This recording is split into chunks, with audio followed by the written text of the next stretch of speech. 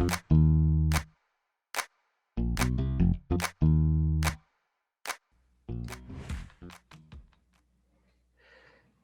good evening. My name is Chuan Zhou, and I'm the chair of the Technical Communication and Interaction Design Department. I would like to welcome you to the first of the User Experience Speaker Series event. It is my pleasure to introduce Fred Beecher. Fred is the head of the Experience Design Operations at Best Buy. At the Nerdery in Minneapolis, he led the 40+ people design team between 2015 and 2017. Fred co-authored the first official Axure training program in 2007. He also co-chaired the Interaction Design Education Summit in 2016 and 2017. Welcome. And just some housekeeping before we get to the talk. This talk will be recorded. It is being recorded, and the video will be available. I will be sending out the link to the video. And there will be a Q&A session at the end of Fred's talk. All right, with that, Fred, it's all yours. All right, thanks. Well, just a quick amendment. There's 4 sections to the talk, and there'll be a little bit of time for questions and discussion between each section. So it'll be pretty obvious when we get there. But yeah, thank you everyone for your attention and for your time. Let me go ahead and share my screen here.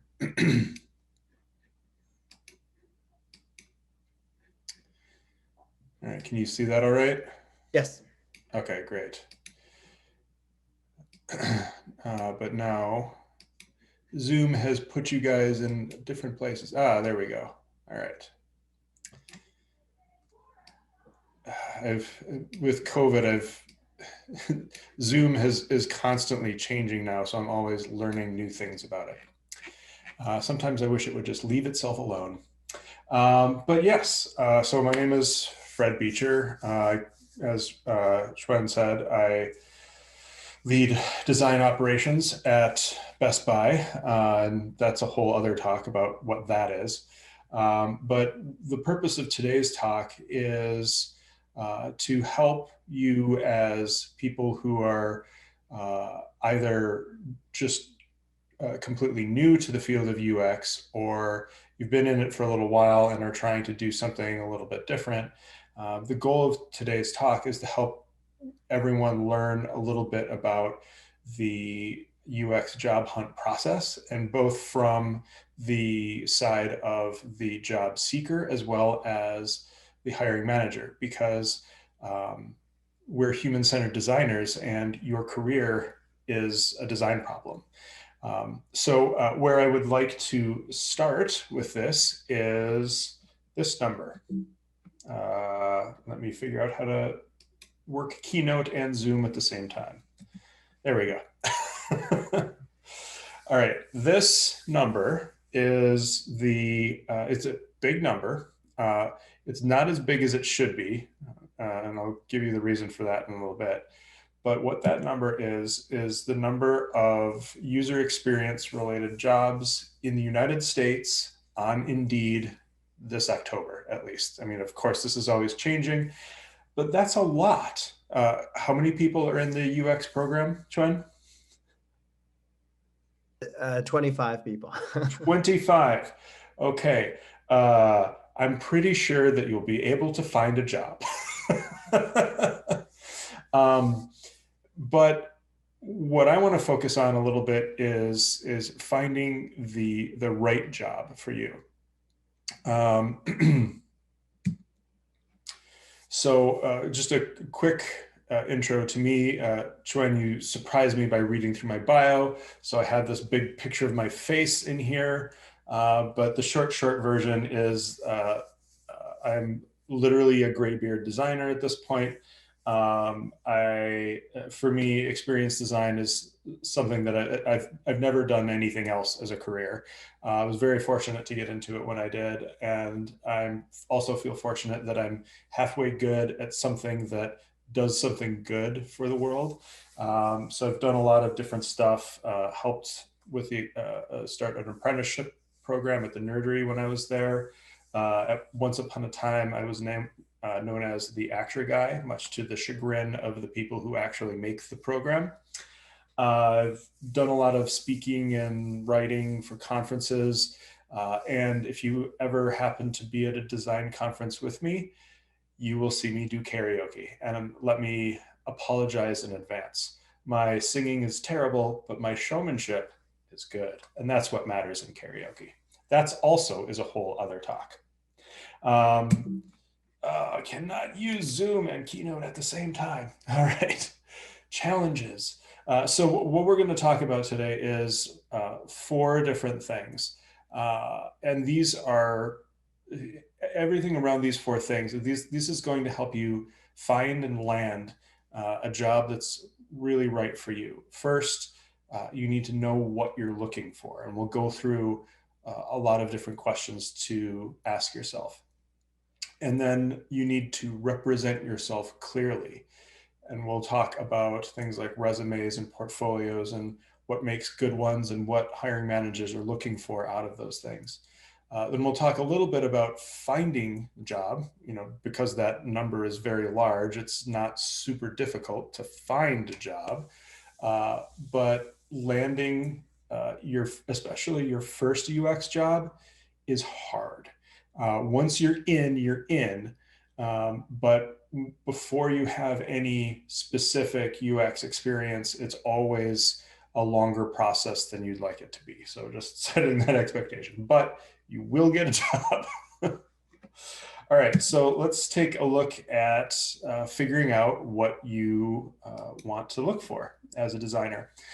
So right now we have this great proliferation of UX job titles. And there are essentially two, maybe three, depending on how you define it, that you'll see most commonly. And that is product designer, which is different from UX designer. These are definitely different things. There's a lot of overlap, but they're different things. And we'll talk a little bit about how they're different. There's another one as well, focused on UX research. Research is very much a specialization in its own, but this talk can be applied for researchers, but it is really aimed more at people who are on the design side. So if we look at the skills that a product designer needs to have, basically product design, it means that you'll be working with really high visual fidelity designs. You'll be delivering finished design to developers, which means that it has to, like, all the pixels have to be in the right place. This is not my strong point. I am not a visual designer at all. But looking at this diagram real quick here, this is something that I've used to explain pieces of UX before. I call it the bucket diagram because it's buckets of skills. I typically break UX, the craft of experience design, down into 5 main buckets, that being strategy, research, content, design, and evaluation. Strategy is essentially, what that means is figuring out how to use human-centered design to accomplish business goals. There's a lot of designers that don't really pay attention to the business at all and just make the screens that they're told to make. Those folks are fairly low on in terms of strategy. Research is going out and finding out about the people you're designing for.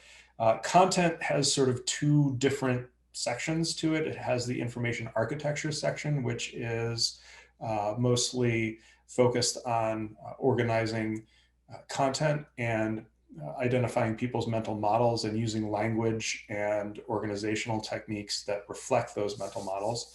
Content strategy is uh, essentially using content to achieve business goals. And so it's a little bit of a specialization on the strategy side. Design, hopefully we all know what design is, but we can argue about that on Twitter all we want. I focus on two types of design when I'm looking at this. Visual design, which is how pretty is it? Does it have a full color palette?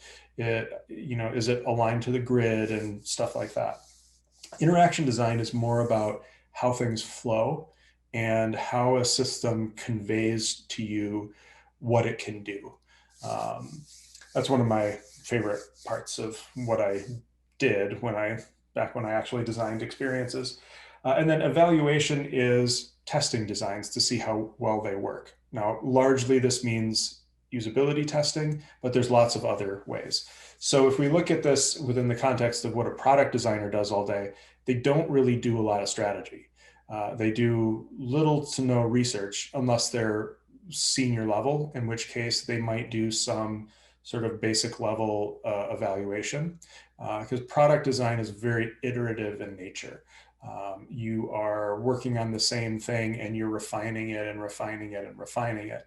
Um, and so the scope of what you're doing as a product designer often is fairly narrow, um, but you're going to be responsible for really making the interaction of a product really feel great. For example, I just happened to be on the Etsy mobile site today, and I was scrolling down, and there was a little truck icon for delivery, and it was like bouncing up and down and stuff like that. And it's kind of dumb, but I thought it was really cute, and I tried to get it to scroll back up so it would do it again because it wasn't on a loop. But yeah, that kind of thing is what a product designer is going to focus on.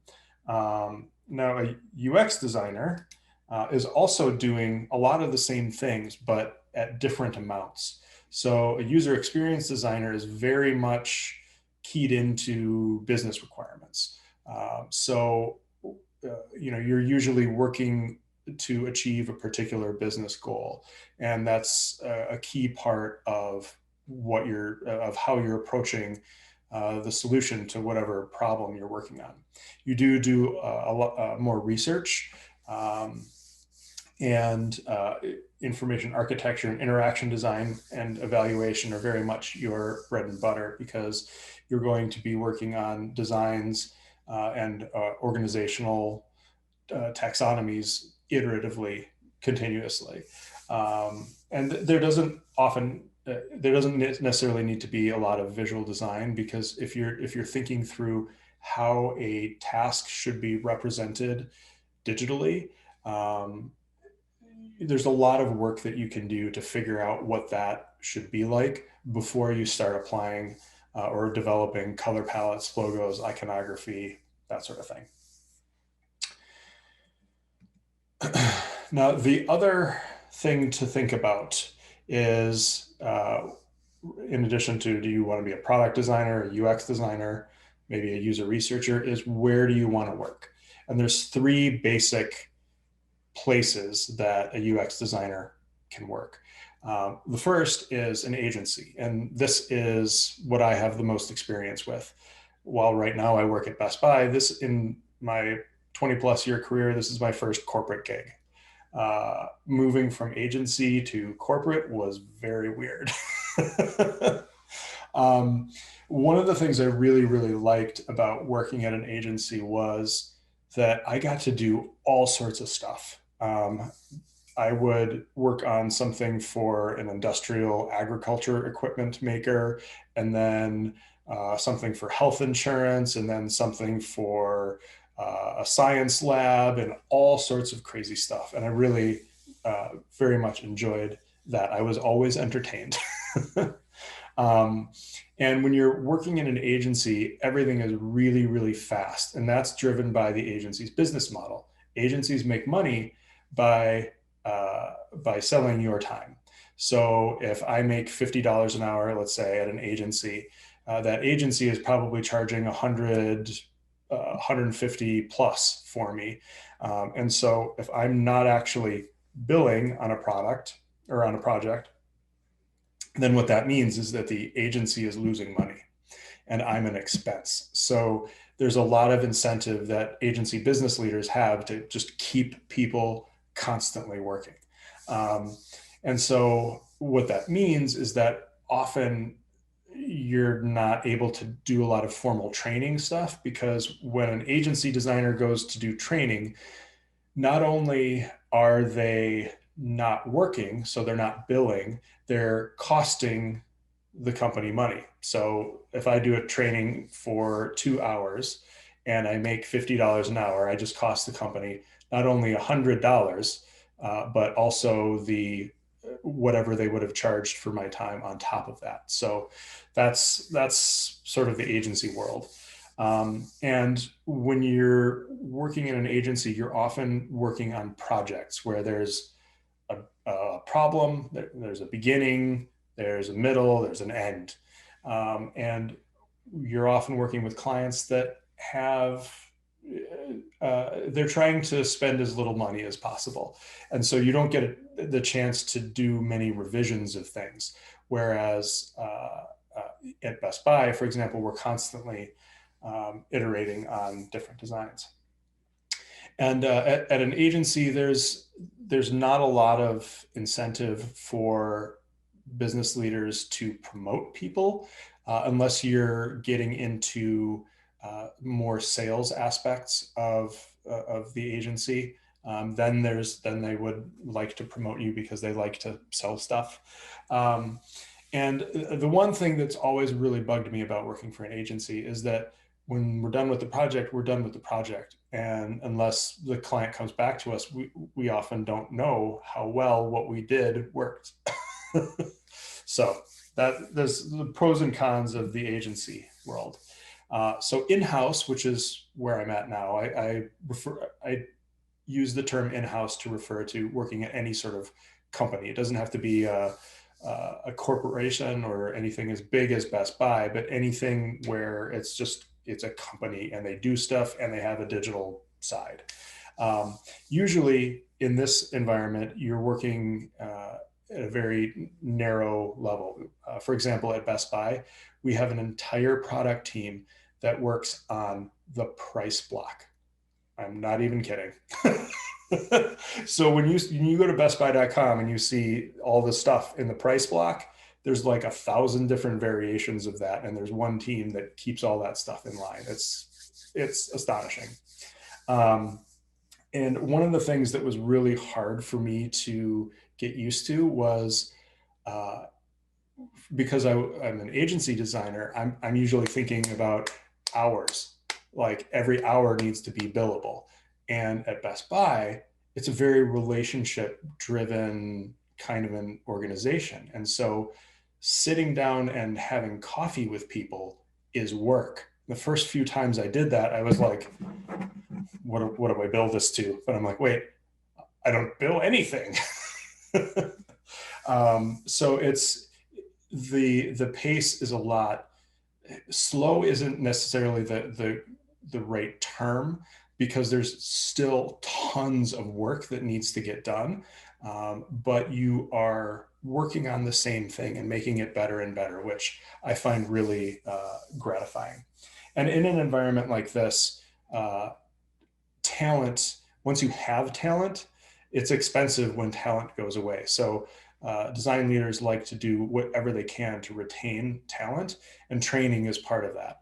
Because when at a company like this, when you train a designer, that designer comes back and then adds more value. And that training is an investment. It's not a cost like in an agency. I mean, you can see it, you can think of it as being an investment at an agency, but that's realistically, that's not how most people see it. And with larger organizations, there's also usually more room for advancement, because you have a design leader focused on building out a career path. So at Best Buy, for example, we have career paths for people who are interested in leading other people, and for people who are interested more in leading a practice. Um, and we're also constantly responding to analytics, to feedback. Like, you would not believe the amount of information that we have coming in from customers, from employees, from the world. It's a good problem to have. The final environment that you can find people in is a startup. Startups are bonkers. Uh, if you have a lot of energy, go for it. If you have a family that you like, it may not be the best place for you, because startups are all consuming. There's not really any such thing as work-life balance, depending on the one. But in general, they're just a lot of work because people are wearing a lot of different hats. Um, you're constantly working on the same product, which is cool, the iteration. Um, but in terms of training, your training is your everyday job. If you need to figure out how to do something in Bootstrap, you Google it and figure it out and then do it.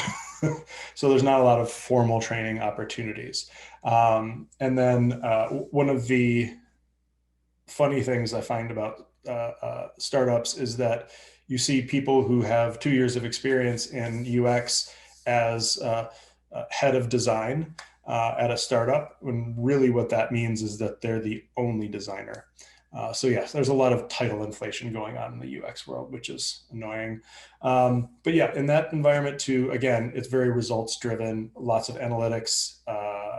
The business is always paying attention to what's working and what's not. And I think design succeeds really well in that kind of environment, because design is the whole goal of human-centered design is to make stuff better for people so that people buy more of your stuff.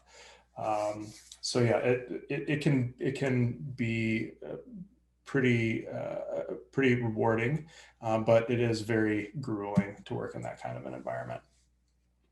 All right, so the other consideration in terms of environment is, what kind of designer do you want to be? This knife that you see displayed before you is not only a cheese knife, it is a Parmesan cheese knife. This knife has one very specific purpose. You can probably use it to do other things, but it won't work super well, but it works really, really well for slicing Parmesan cheese. Now, if you were at an agency or a startup, this is maybe a slight exaggeration, but that is what you're expected to do. And personally, I would, if I were to become a designer at one of the teams in Best Buy, that would be a little bit challenging for me, because everyone is very specialized. We have researchers, we have designers. There's a few higher level roles that are more cross-functional, but all of the projects that I've done for the most part in my career are that whole bucket that we showed before. And I really like that process of trying to understand people, trying to understand what the business is trying to achieve, et cetera, et cetera. So for some people, being a Parmesan cheese knife is what they want. They want to be really good at that one thing, and then they do it. And those people are really great to have on the team. I work with one every day, and he's amazing. So those are the things to really ask yourselves, in terms of how you want to work, where you want to work. Do you guys have any thoughts or questions? And this can just be thoughts. It doesn't have to be questions. I had some thoughts. Hi. And by the way, I am a graphic designer playing all sorts of roles at an agency right now. And I could relate to some of the things that she said, but I could also I think the industry where it's moving today, it's very different. And I'm sure you're talking from your experience, and I wanted to share some of mine too. Oh, great. Something that you mentioned about working at an agency and doing various works, that's so true. That's something that I've come to love. I actually shifted from an in-house to agency, so my experience was exactly the opposite. But so in my role, I get to play a lot of different. I need to kind of wear the different hats, that just because of the like you said, like billing the hours, not having specified people in the specified positions. But at the same time, I think that kind of also like broadens my spectrum too. You know, like it's I'm not only paying attention to just this one field, but I'm kind of paying attention to a lot of areas and a lot of roles. And as a designer specifically, when I graduated from school, I had no idea the value of content in design. And I've come to learn so much of it, and to be able to kind of put my words into my own design, like I'm really grateful for that. That's all I wanted to say. Great. Yeah, it's definitely working at an agency.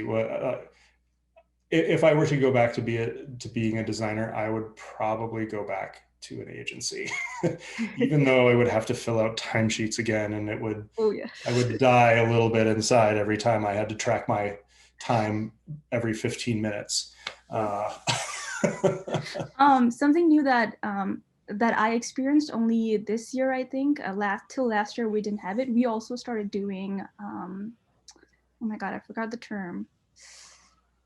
The thing that you do for future. You had it. You had said that you guys do the role that you. If I wanted to go be a leader of like a brand or certain career pathing. Yes. Yeah. Like completely dozing off here, but yes, we also started doing career paths, which I think I found really helpful, just kind of to know that I have something more to achieve than just being in my position. Yeah, for sure. And your experience, I think, even though it's reverse from mine, I think that's actually a good way to start out, because when you start out in-house, there's a lot more investment that happens in you. Like at Best Buy, for example, we have a number of interns every year. We hired one of them before COVID, and she's one of my favorite people to work with, and she's brand new. So yeah, you get really invested in at an organization that is in-house. And then if you do that for a few years, you've got some experience under your belt, and then you can go to an agency, and then you freak out for a little while everything is completely different. And then you start to be able to learn those skills that you really got to practice and got to develop while you were in-house. So yeah, it sounds like a good path. All right. Let's talk about you and representing yourselves. So I'm going to start by talking about resumes, because we have to have resumes. And I'm going to use an old version of one of mine to make some or to show some examples. There are some important things on your resume, and then there are some not important things on your resume. The important things are, one, your goal. And what's really important about the goal is not, let me back up. When I've seen some resumes, the goal or objective, or whatever it might be labeled, a lot of the time I see it as, I want to do this, I want to learn that, I want to get experience doing this other thing. And it's all about the applicant. Now, that's sort of like two strikes in the user experience design world, because if you are a user experience designer, ostensibly you should be thinking about your audience. So you should be thinking about, okay, what does this company that I'm applying for, what do they expect of me? How can I help them? So you're not addressing that part at all. And also, you're not addressing that part at all. So it's difficult to understand for a hiring manager how you're going to fit a person like this in. It seems like this person wants to just get or take rather than give, and you really design is definitely a team sport, and you really need to have people who are willing to do that to have a successful team. And hiring managers take that very, very seriously, because hiring is one of the most important things that a manager does. It has a huge impact on the team. The other thing that's important is your experience, and I'll be specific and say relevant experience. Um, and I like to talk about that to people who are just getting started in UX, because there's a lot of things that you can do in a job that might seem completely unlike anything in UX, but it actually applies quite heavily. When I was interviewing for the first cohort of apprentices a long time ago at this point, there was one gentleman who eventually got the job. His job before becoming a UX apprentice was he did assembly on an electronics assembly line. And part of the reason he got the job is because he talked about how he was looking at what they were doing and trying to figure out how to do what they do more efficiently, and working with the leaders to see what they could do to change one little thing, because that would have such and such an impact. And what that told me was that he could think through a process, he could think through a system. And that's an important thing for a designer to be able to do. And so if you can talk about that kind of stuff, even if you have some random experience, there's probably something in there that has to do with people, with generating empathy, with thinking through a task, improving something, making it faster, easier, that sort of thing. Anything like that will really shine in a resume. As for the not important stuff, it's pretty much everything else. One of the things that's happening right now is the UX world is still starved for talent. So in a lot of cases, for lower or for entry level position, actually for any position, educational requirements are going away almost. It's or related experience. So there's a lot of the focus is on what you have done and what you can bring to the company. It's less on saying that you have these skills, because your portfolio will show whether you have those skills or not your resume. And education. But if you have something where it is very specific, where you are actually educated in user experience design. I am not. My degree is in, let's see, what is it? Rhetoric and English literature with a concentration in computer science. Yes, I made it up. I made it up to go work on the internet because I just wanted to be done with school and graduate. So yeah, focus on anything in your experience that deals with empathy or people or processes, and that'll be good for people to see.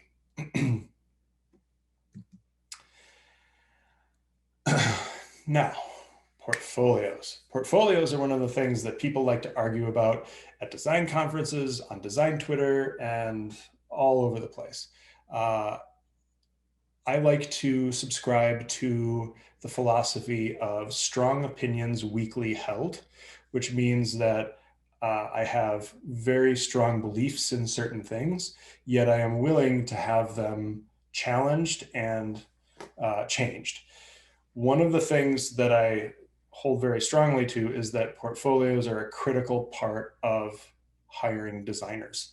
I know a lot of people have been saying that, oh, well, it's just one more thing that gets in the way of applying for a job. Well, okay, if you're too lazy to put together a portfolio, I don't think I want to hire you anyway.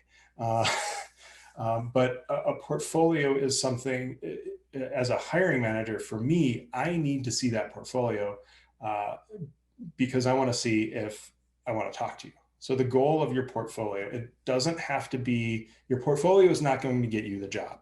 Your portfolio is going to get you the interview. Because a hiring manager is trying to see if you understand the basic human-centered design process, trying to learn a little bit about your problem-solving process. But your portfolio is in no way going to fully get you the job. There's lots that goes after that. And when a hiring manager is going through this, they're going through it quickly. And the question that they're basically trying to answer is it worth my time, which they don't have a lot of, to talk to this person? Because like I said, hiring is really important. It's also takes a lot of effort on the side of a manager. So what does a good portfolio look like? I am running under the assumption that my own portfolio is good. This may or may not be true, but we'll go with it for now. So I know this is a weird one to have first, but I do think a good portfolio is password protected. What that does is that says that you care about the people that you work for. Because the reality, I get a lot of people saying things like, well, I can't put anything in my portfolio because it's all under NDA, blah, blah, blah. Yes, we understand that. But designers need jobs. And in order to get a job, you need a portfolio. In order to have a portfolio, you need to put stuff in it. And there's stuff that you can do to do right by your clients, as well as making it so that you have the vague possibility of getting a job. So password protecting your stuff is one thing that you can do. Another reason that it's important to do that is I've actually known people who've had stuff stolen from their portfolios, and by that I mean they would see stuff that from their portfolio in someone else's. That is very not cool. Another thing, this should be a thing that we don't have to say in the UX world, but it should be fairly simple and easy to navigate. There doesn't need to be a whole lot of confusion or anything in a portfolio or a whole lot of content. It needs to be just simple and straightforward. And one of the things, I will die on this hill, your portfolio needs to be made up of case studies. One of the things I hate the most is when I see a portfolio that's just shiny pictures. You know what shiny pictures tell me you know how to do? Use Photoshop. And that's all they tell me that's all they tell me. And so what that's going to say is that I'm not interested in talking to that person. But if I have someone who has a portfolio that has a bunch of sketchy stuff in it and things that stories about how they went wrong and things like that, that's really exciting to me, because that says that this person really understands the value and the process behind human-centered design. So yes, it's all about process. Also, you don't need to put everything you've ever done in your portfolio, only your best stuff. And that's because realistically, hiring managers are going to go through one or two things at best. So I'm going to pop over, I'm going to switch the share real quick here. So this is my website, and this is me apparently doing a Han Solo in Carbonite impression at a design conference. That is a really weird picture. I'm only seeing that now. But so my portfolio is here, and it's password protected, and special for you guys can come and look at this. I'll give you the password. Hopefully you can remember it. It's Metro State, all one word, all lowercase. And one of the things that when you have your portfolio password protected like that, when you apply, make sure you give your password. Because that's frustrating. It's great when a portfolio is password protected, but if you can't see anything, then it gets a little frustrating. So this is my portfolio. I've only got about 5 things in here. And not a whole lot of stuff that I've done is visually flashy. So I've put the sort of best images that I could out there. And so there's only 5 things. I can tell you I've done way more than 5 projects. But if we click into this, the individual things are password protected as well, same password. These are all of the case studies. So I've got some thinking documents in here. I've got sketches that look like garbage in here because this is part of the process. And then ultimately I have an animated GIF in here of an interactive prototype that I worked with some scientists to build. And this tells the story of this whole project and how we got from start to finish. So let me switch back to Keynote real quick.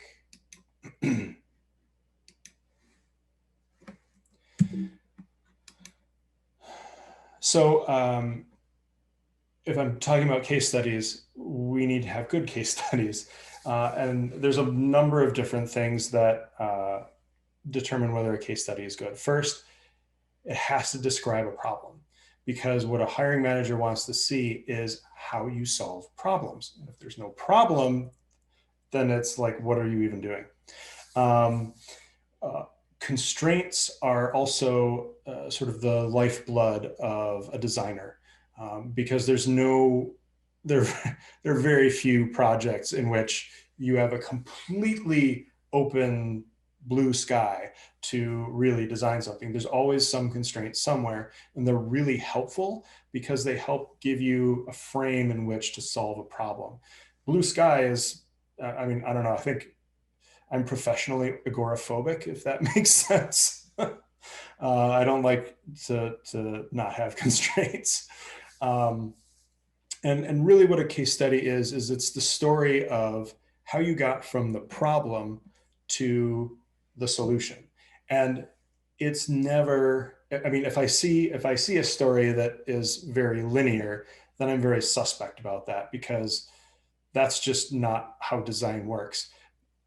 When I'm designing something, I'm always wrong. My goal is to become less wrong through multiple iterations and through knowing more and learning more about people and so on and so on. It's always wrong. It's just I'm getting things less wrong. And a linear path says that you think that you were right first, which you weren't. One of the other things that's really critical is being very clear about in your portfolio about what you were responsible for with this project and that you're showing, and what what someone else was responsible for. I'll give you an example of what that looks like. Let me switch over here.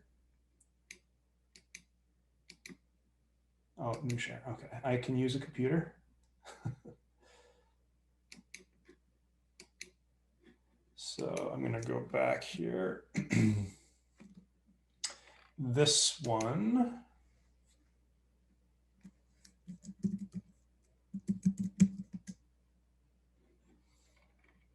So this is this was a corporate commercial real estate company that we did some work for. And this particular diagram, this is something that in terms of what what it shows, that's something that I designed. But this diagram itself, it was actually developed by someone else, and so I made sure to put that in there so that someone doesn't fall in love with this wonderful diagram and then think I'm capable of doing stuff like that and then get disappointed that I'm not. And there have been times when I've been really impressed by people's portfolio, only to learn upon the interview that everything I liked about their portfolio, someone else was responsible for. They weren't trying to pass off work as their own. They just weren't being very specific about what they did versus what other people did. And that left a rather bad taste in my mouth.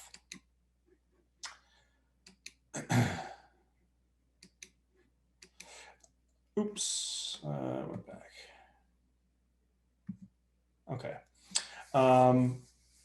Yes, the other thing to keep in mind about about portfolios is when I talk about not having just shiny things, we want to see artifacts in there. In the design world, there's sort of two types of things. There's artifacts, which are the detritus of the design process. It can be whiteboard sketches, it can be a first draft of an information architecture, all sorts of different things.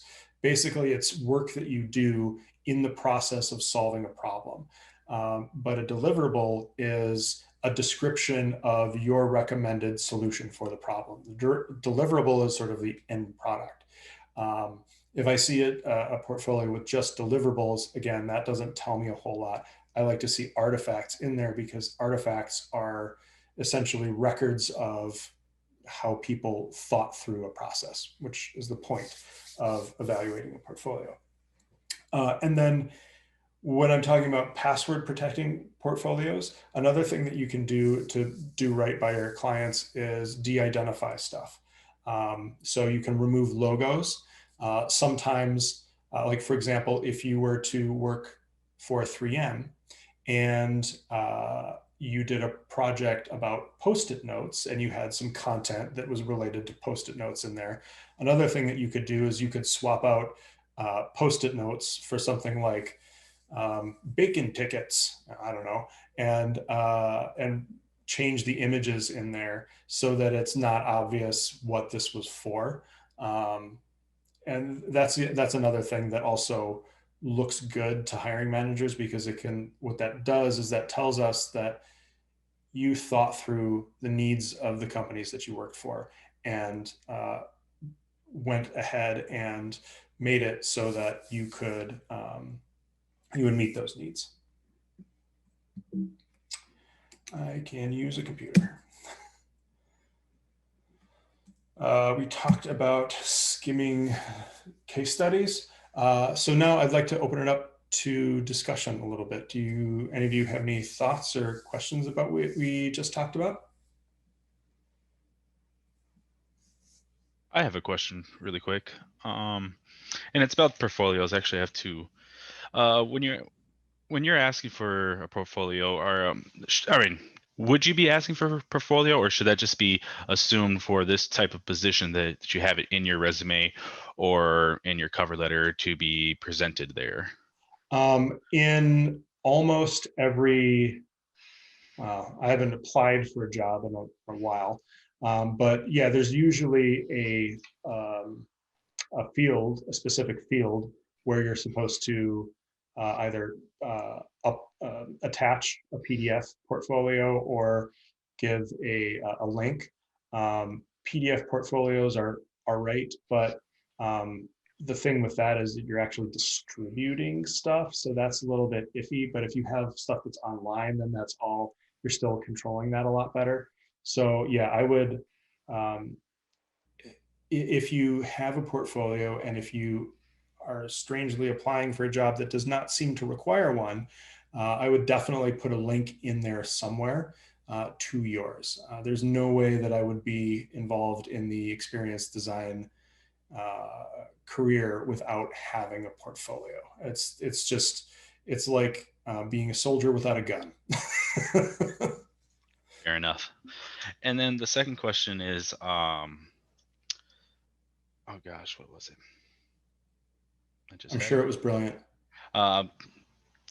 Gosh, give me.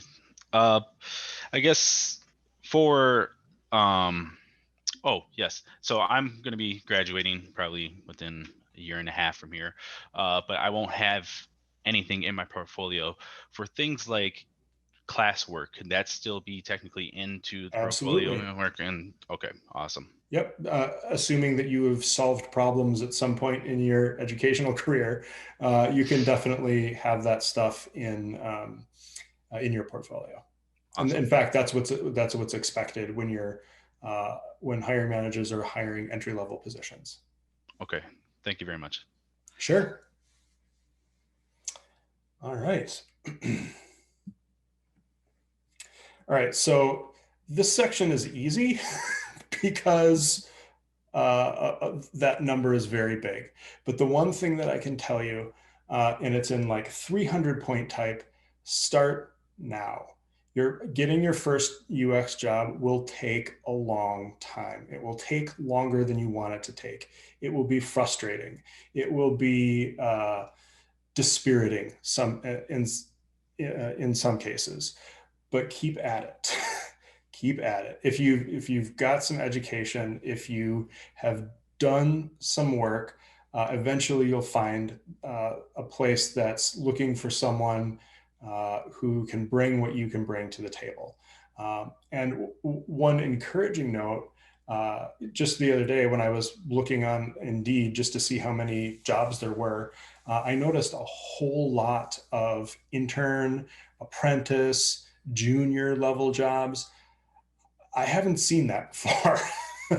So I think the UX world is starting to clue into the value of junior designers. So maybe my dire, ominous warning will be completely unnecessary, and I hope it is. I hope you get jobs the day after you graduate. But yeah, it can't hurt to start sooner rather than later. Where I would start is not looking at job applications, but looking for people. The UX world is fairly gregarious. There are people who will, even people like Jared Spool or, any other big UX name. If you converse with them on Twitter, they'll probably converse back. They're just people. And so if you reach out to people, you can make that connection, you can ask them questions, and you can work with them to get a sense of how they got to where they got, learn some of their ideas in a little bit more depth, and to see if and one of the other things that I'd like to recommend is talking to people who work at the kinds of places that you might want to work, so that you can ask them about what does your day-to-day life really look like. It's always really helpful to get in there. And the great thing about actually talking to people is that then they know your name, they know your face. And so when you apply for a job, then you're like, oh yeah, I talked to that person. She was really smart. Why don't we definitely give her a screening call? And that kind of recognition can be really, really helpful. And when you do connect with these people, just make sure you explain why you're connecting with them.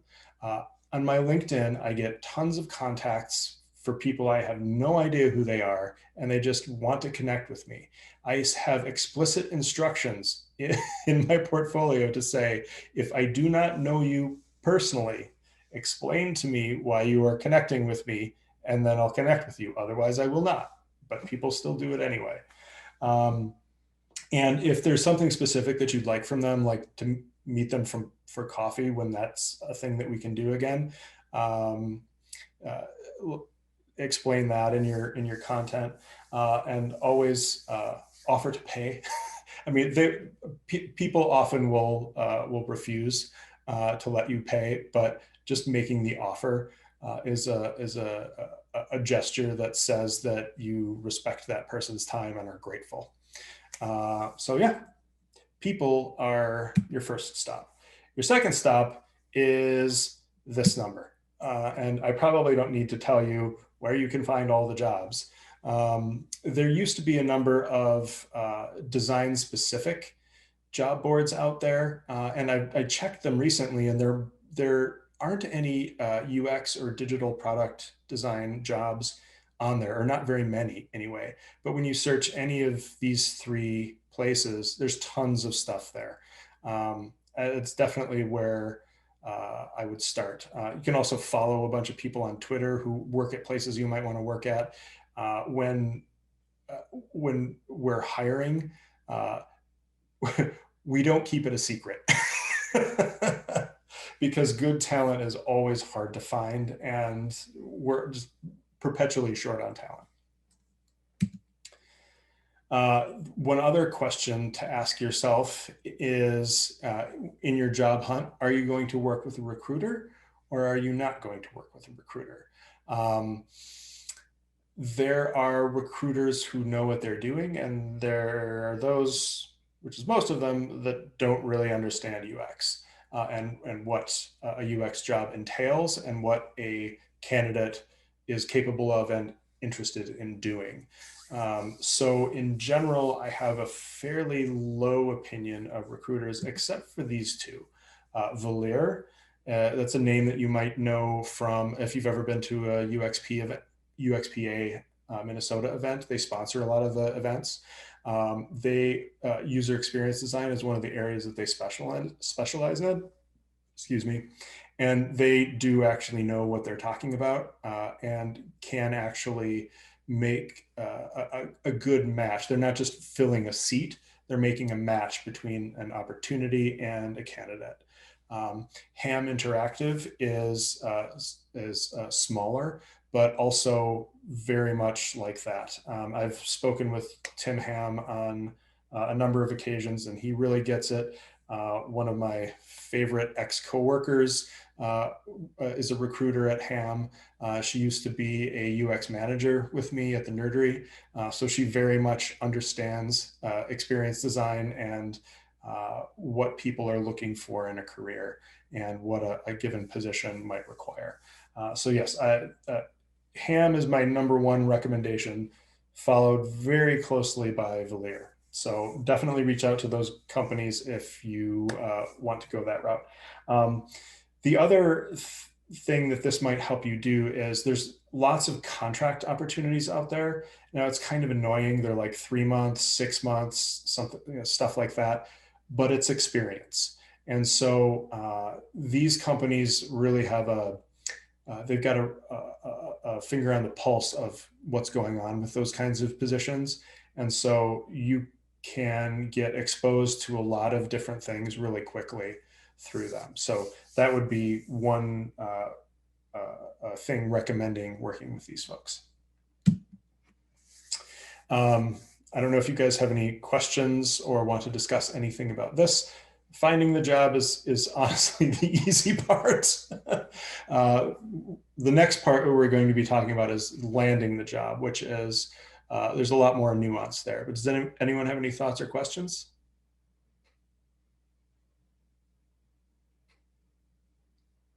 All right, onward we go. So landing the job. Let's look at the process first. Always a sucker for a good process map. So this is roughly what the hiring process looks like from the hiring manager's perspective. Well, there's actually a bunch of stuff before this. But when it's going, this is what it looks like. We've got people applying to the job. We're screening people, we're interviewing people, doing design exercises during the interviews, and then ultimately making an offer. Now, one of the things that's important to know here is the type of company that you're applying to. Because a smaller company, the hiring manager is going to be very involved in all steps. And when I led the team at the Nerdery, which you could argue is not a small company, I still requested of our HR team to see every single application for open positions, because I wanted to just zip through the portfolios to see if someone really stuck out. Yeah, but at a company like Best Buy, which is huge, we have entire teams of people that focus on that. And so at a larger company, hiring managers are sort of less involved in the application process. I mean, there's always exceptions, but in general, this is how it works. So keep that in mind when you are applying. Because when you're in the application phase for a smaller company, your application it's very likely that it's going to be seen by the person who's hiring for that position. And what a hiring manager wants to do is wants to decide in looking at your application is, do they want to invest more time in you? Do they want to talk to you? In this, what's important for you to do is to really communicate who you are. And one of the best ways to do that is through a cover letter. Absolutely do not use the same cover letter over and over for different applications. Your cover letter should respond to the needs articulated in the job posting. What that does is that says, one, you can understand instructions. Two, you can put yourself in other people's shoes in terms of understanding their needs. So that is going to, and that also gives people a good impression of you because you went through the effort to do this for this job specifically. You're not just sending your resume out to 1,000 different places, or 7,695 as it were.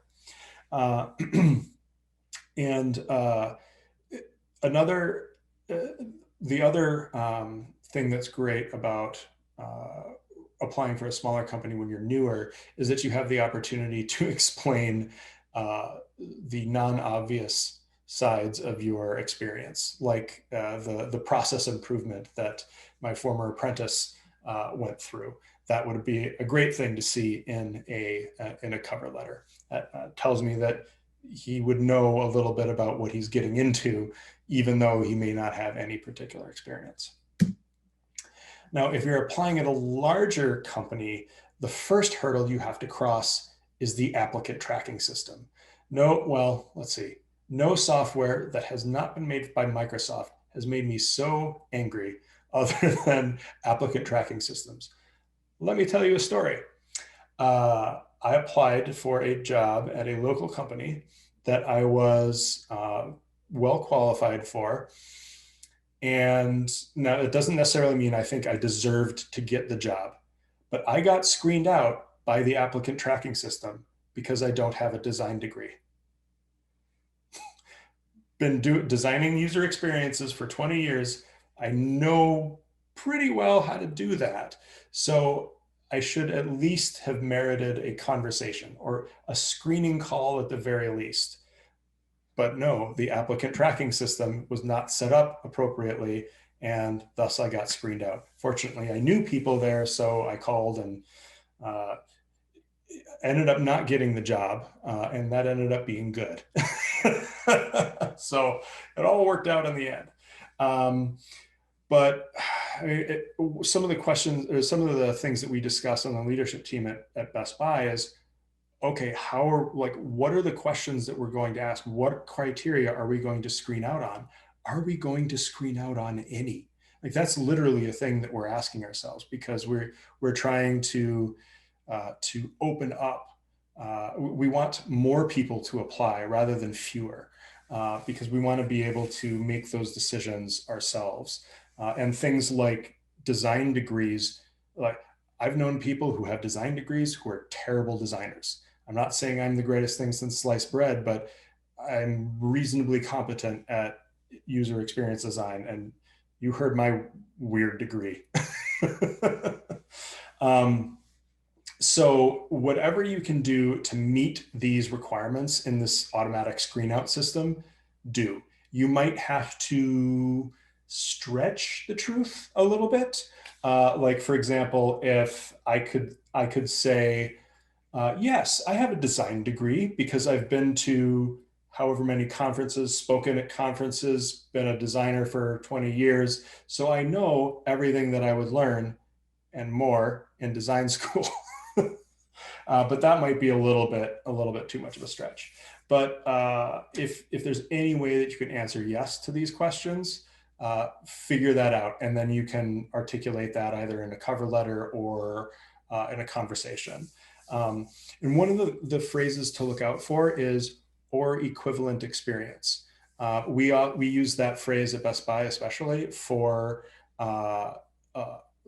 education. So if someone maybe doesn't have a 4-year degree, but they have, experience doing something similar, then sure, let's have that conversation, because a 4-year degree, or having a 4-year degree and not having a 4-year degree is not going to be what determines success or failure at experience design as a career.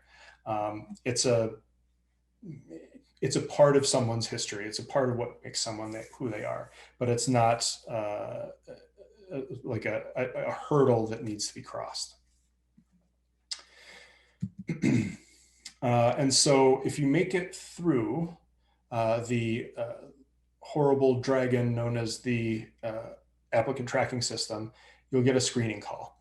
And if you're applying for a job at a smaller company, it might be the hiring manager themselves who gives you a call. But if it's at a company of any reasonable size, it'll likely be a recruiter or HR person who gives you the call. And basically what they're trying to do is identify whether you really are what you said you were in your application, and whether you really do meet those minimum requirements before that information, if this is a recruiter, before that information gets passed on to the hiring manager. And again, hiring managers are deciding whether they want to invest more time in you. They've seen something that looked good and want to know more, essentially. And on the call, this basically is your first opportunity for people to get to know you. So be cordial, be courteous, be curious. Asking questions is one of the greatest signs of success in UX. When people have no questions for me, if I'm hiring for a role, I am very skeptical because it tells me that they're just not curious enough to meet the needs that I would have. So yes, ask as many questions as you can. And so, huzzah, you got the interview. Now what? Well, this isn't necessarily a talk about how to succeed at interviews, and there really isn't anything different that you need to do in a UX interview than any other type of interview, except one thing. Make sure you ask questions. And especially before the interview, because you're going to want to know what you're getting into. You want to go into that interview prepared, so that you want to know what they want to know, so you can be prepared to tell them that and have materials to support the story, etc. So it's really important to understand the interview schedule, especially if you're interviewing at a larger company. You'll probably be doing multiple interviews in a single day. You want to know who you're talking with. One of the things that's very common is you won't just be talking to hiring managers or other designers. You'll be talking to product managers, to engineers, to business leaders, and other people like that who you'll have to collaborate with as a UX designer. And obviously they're not going to be asking you design questions, but they're trying to get to know you a little bit. And you want to make sure that you can answer their questions. And one of the most important questions to ask is, will there be a design exercise? Usually the answer to that question will be yes. Now, let me put you at ease. Design exercises are not supposed to, they're not looking for your design talent necessarily. They're not looking for you to do something like this. They're looking for you to do something more like this, because what they're looking for really is how you think. The team wants to understand or wants to see your process in action. They want to see how you think. I mean, they can read the case studies, but experiencing it is something more. And it's going to be a closer analog to what it will be like to work with you day to day. And so, yeah, people are going to want the sort of mushy, gushy, interhuman relationship aspect of it to understand whether you are someone that they'll get along with, essentially, and whether you will be an add to the team. Now, a lot of discussion in the UX leadership world lately has been against this idea of culture fit, because really what that means is more people like us. And that's not helpful, because design thrives in diverse environments where there's a diversity of thought. And so hiring managers are going to be looking for people who think differently from them and who think differently in a way that's going to add to the team and expand the team's scope of reference, essentially.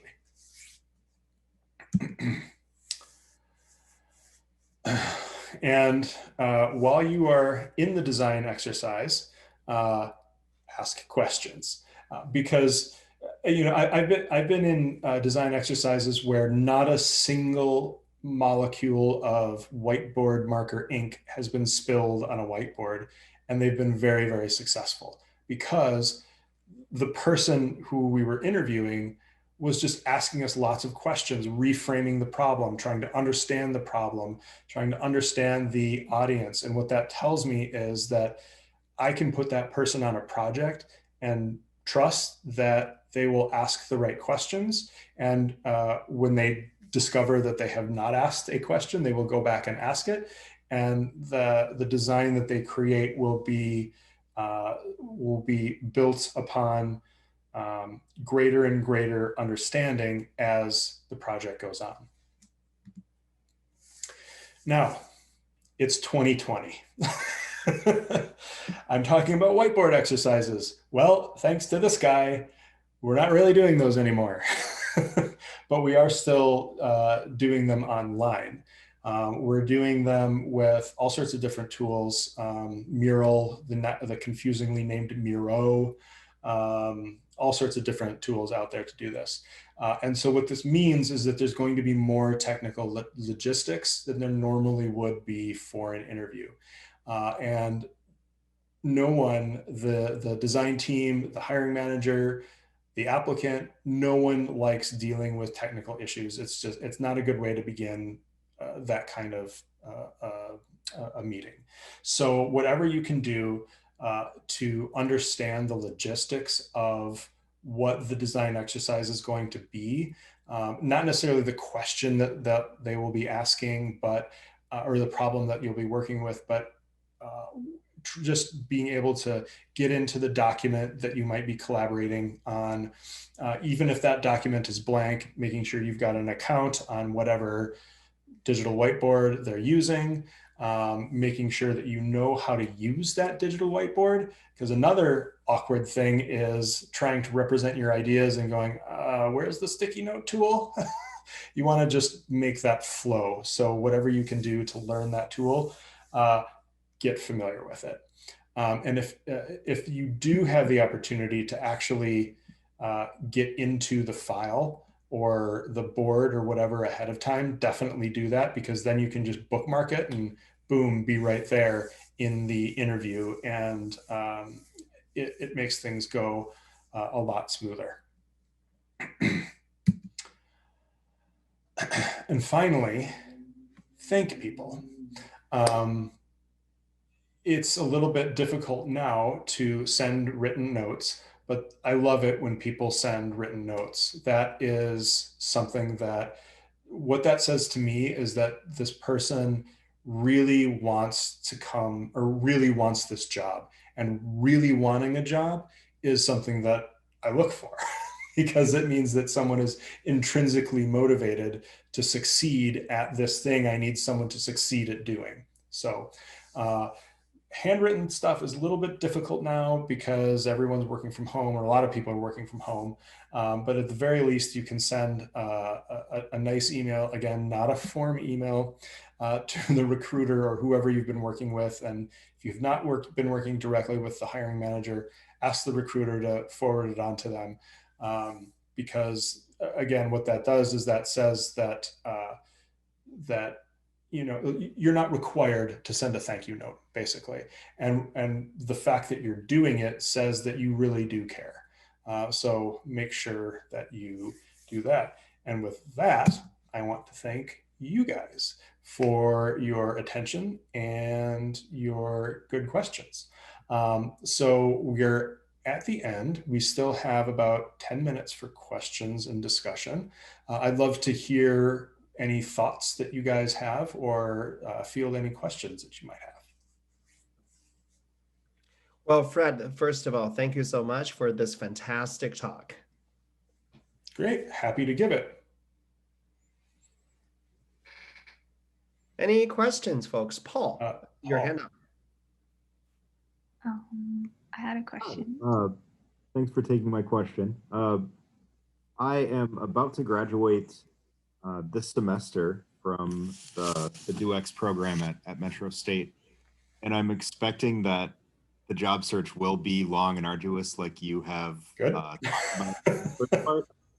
But I was wondering if you had any guidance or seen anyone sort of keep their skills honed when they're not in school and not quite in their UX job yet.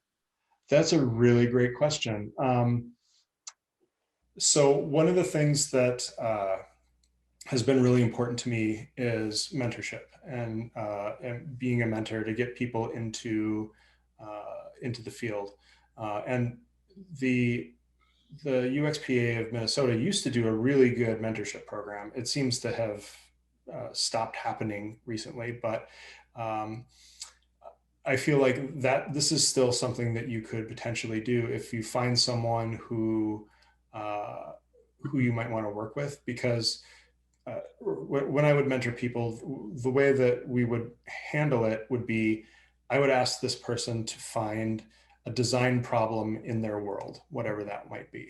One example is one person I worked with, he and his wife really liked to go see live music.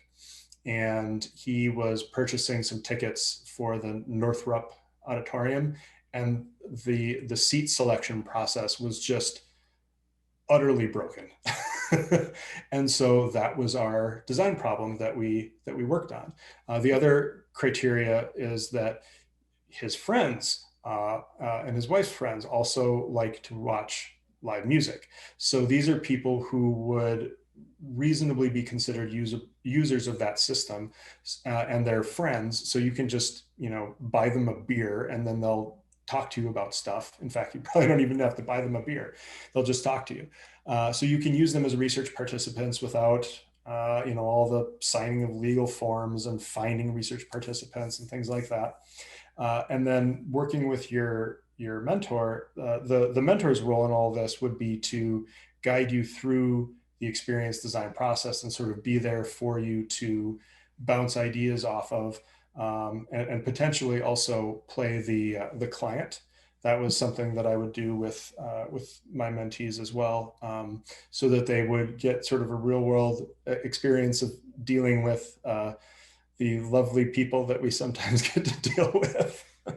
So yeah, finding a mentor and identifying a design problem or two and working through that design problem with your mentor, I think that would be a really good way to keep things sharp. And I also think that will reflect really highly on you in the job search process, because what that says is that you're very consciously keeping your skills sharp and even trying to increase your skills outside of school, which is what all hiring managers, I think, want to see.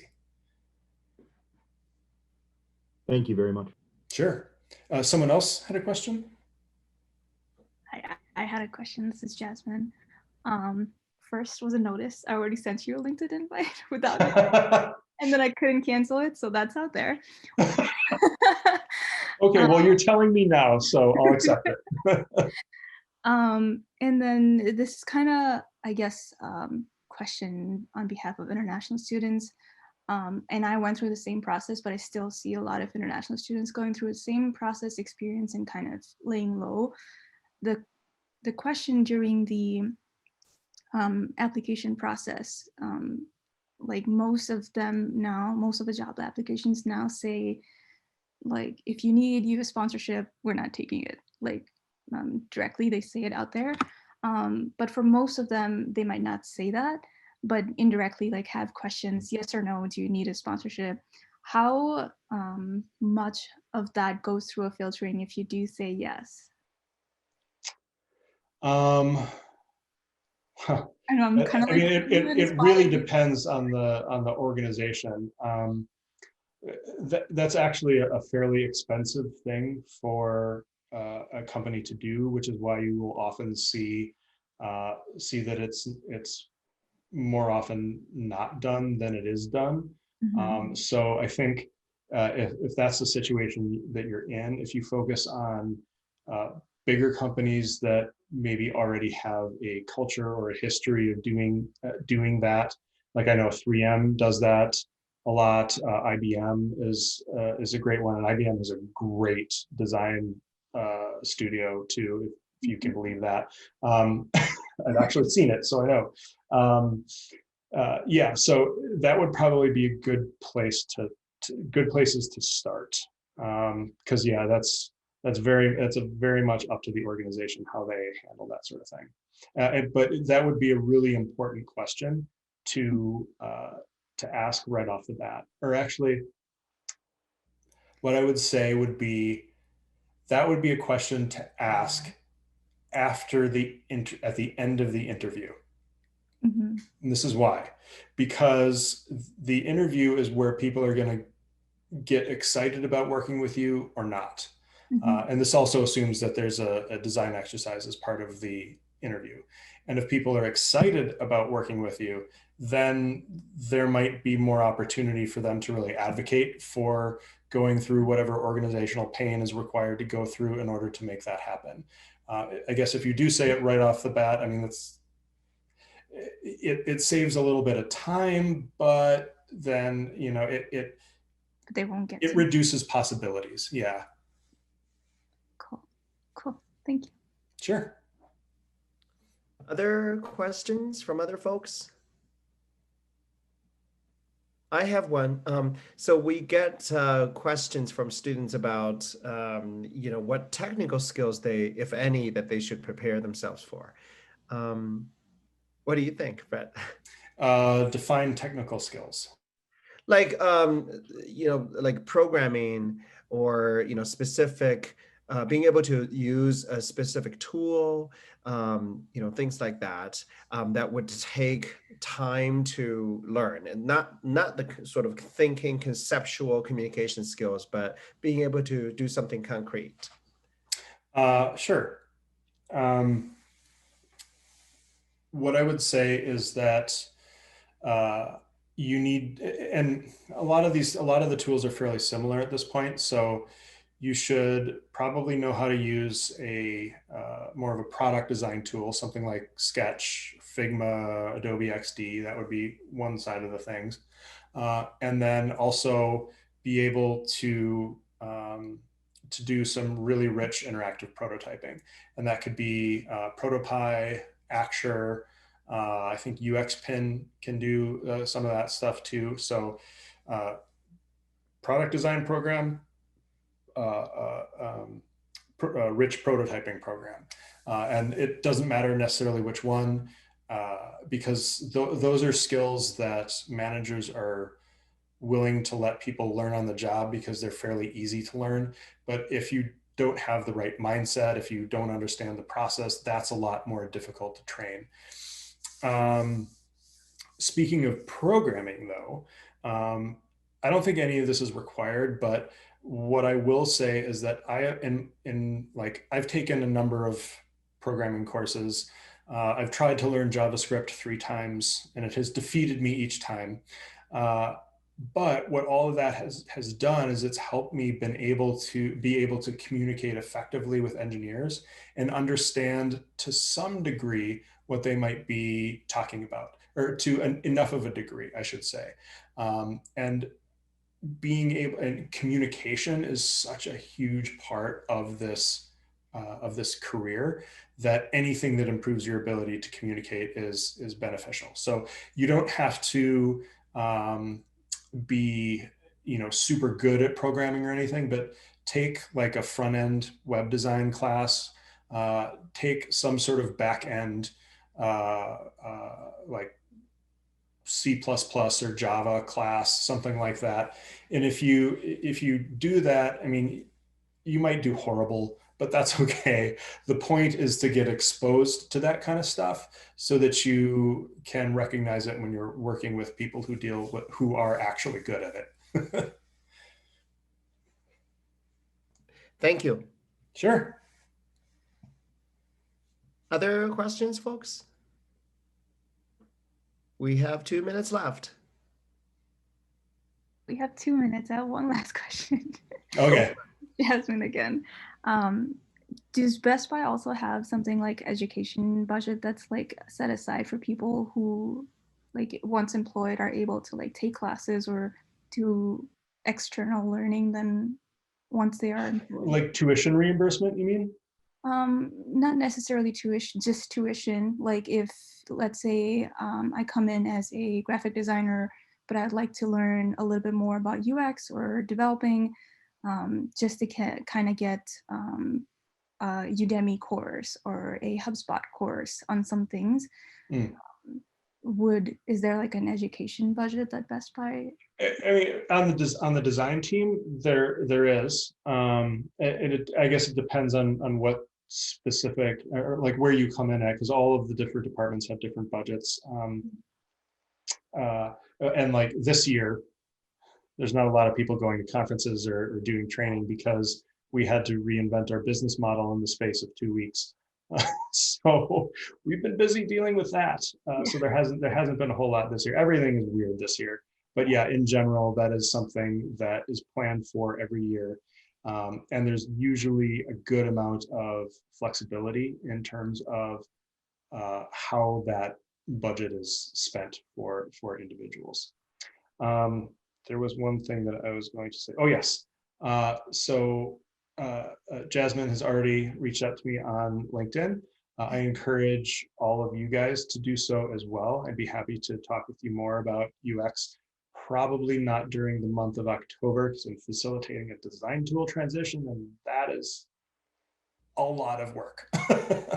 But yeah, after October, I would probably be open for conversations if you want to do that. And just let me know in the invite that you were part of this class, and I will gladly accept, and we'll be able to have each other's contact info. Can I squeeze in one more question? Oh, I don't know. Yeah, of course. Working from home is a trend. Do you see work from home as a trend for UX designers? Well, we've got big companies like Twitter and there was another one that Dropbox, I think, talking about going all remote. I think REI sold this big corporate campus that they just created. So yeah, it's going to be remote for a while. And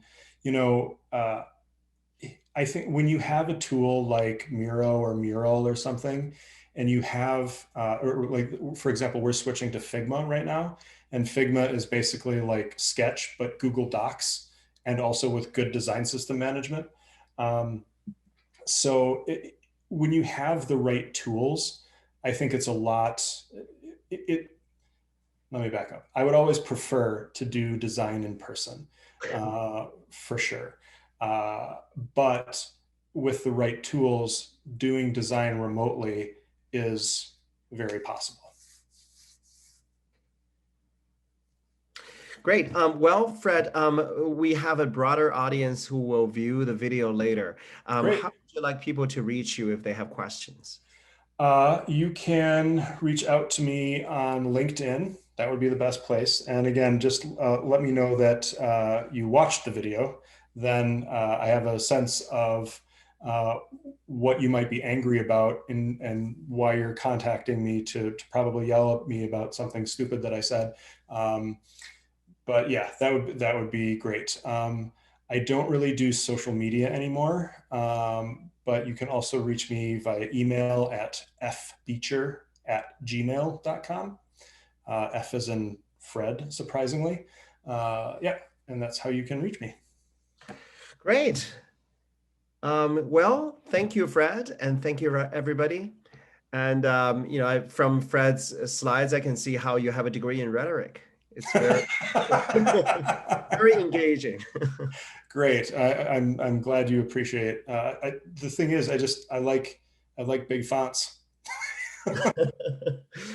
All right. Well, I will be in touch, everyone. And Fred, I will send you the link to the video when it's fantastic. I appreciate it. Well, take care. It was Thank you. great talking with all of you, and best of luck in your UX careers. great. Good night. Night.